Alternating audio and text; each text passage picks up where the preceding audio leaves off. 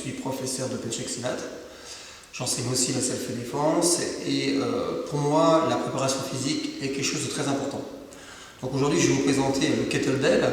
Donc c'est un outil qui est arrivé en France il y a une dizaine d'années. Donc en fait, c'est une cloche, c'est la forme d'une cloche avec un fond plat.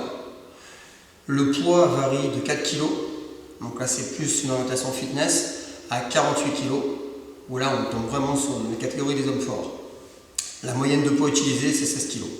12 pour les non sportifs ou les femmes très sportives, jusqu'à 16, 20, 24 kg pour les sportifs. Le poids dépend en fait de l'orientation. Si on est plus vers l'explosivité, la puissance, la force ou l'endurance de force, où là on prendra un poids beaucoup plus léger, puisque l'objectif sera des séries longues. Donc le kettlebell, l'avantage.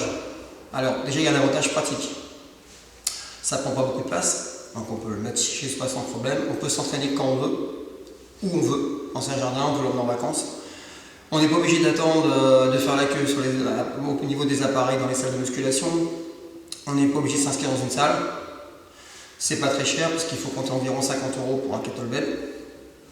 Et donc ça c'est le côté pratique de la chose, et il y a le côté efficace. Le bénéfice par rapport au poids des haltères, parce qu'on fait souvent la comparaison, c'est que déjà, premièrement, on est toujours dans une pratique de tension-relâchement. Et c'est ce que nous retrouvons dans la pratique des arts martiaux. Lors d'une frappe, on est relâché et à l'impact, on est contracté. Donc on est vraiment dans du muscle fonctionnel et dans un travail biomécanique très proche de ce qu'on retrouve en salle. L'endurance de force, donc à travers le cardiovasculaire. Le gainage, nous sommes au mouvement constant puisque nous travaillons sur le type polyarticulaire, alors qu'en musculation, on a tendance à isoler, on est dans du monoarticulaire. L'ANS, en fait, fait qu'il y a une notion de préhension plus importante. Donc là, on travaille la grippe. Donc pour ceux qui font du grappling, les gens qui font du sol, ça peut être important. Ensuite, du fait qu'on est toujours en mouvement, il faut gainer. Donc il y a un travail de gainage hyper important sur l'ensemble du corps. Aussi bien aussi au niveau de la ceinture pelvienne que scapulaire.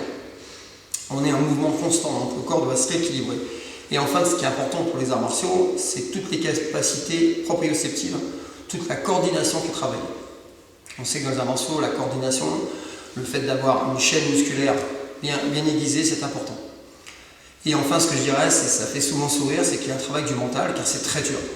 C'est très dur, le mouvement, encore une fois, le mouvement du corps est constant. On travaille beaucoup sur les grosses masses musculaires, donc on est vite essoufflé, et si on veut poursuivre dans les séries, il y a le mental qui intervient. Voilà, grosso modo, c'est les avantages. Et les inconvénients, parce qu'il y en a quand même, c'est que si on pratique mal, si on ne connaît pas très bien la biomécanique, qui est très différente de ce qu'on peut retrouver dans le mouvement de musculation, où on est quand même statique. On est soit couché sur un banc pour un développé couché, soit on est fixé sur des appareils, où là il n'y a pas de gros danger. Là, avec ce type d'outil, encore une fois, si on n'est pas gainé, il y a des blessures. Donc des blessures souvent d'ordre musculo-squelettique, blessures au niveau des lombaires, au niveau des cervicales. Donc il faut vraiment avoir une bonne connaissance du corps et surtout bien connaître les mouvements. C'est pour ça que j'invite toujours les gens, avant de pratiquer le kettlebell, de ne pas forcément aller voir sur internet, parce qu'il y a du bon et du moins bon, mais de prendre des cours avec un entraîneur, quelqu'un qui maîtrise cet appareil, cet outil.